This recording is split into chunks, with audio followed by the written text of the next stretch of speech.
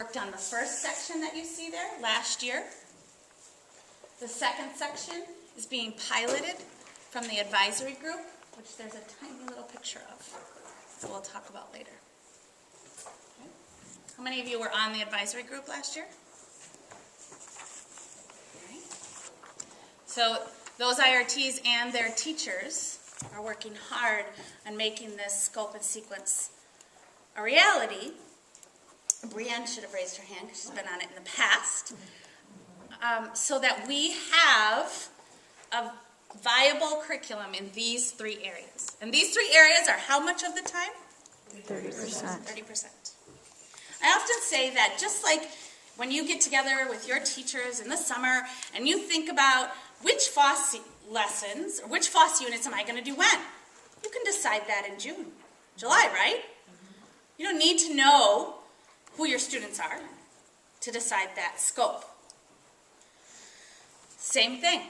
You can decide without necessarily knowing your students that in the first quarter we're going to do these geometry investigations. Second quarter we're going to do these geometry investigations.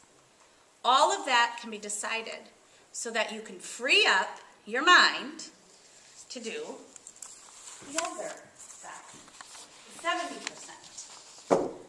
And when you do this side, I say put on your literacy hat.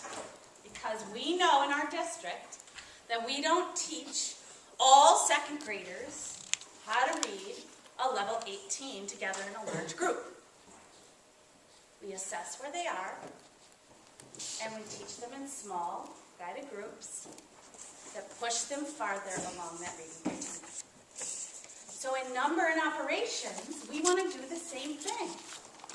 Assess those kids and push them farther and farther along that continuum in small group instruction. And that should be 70% of the time that the students are involved in mathematics. Okay? So turn and talk for a minute about those two hats and what that means to you in your previous practice as a classroom teacher and in your practice now as a coach when you see math in the classrooms. Go ahead.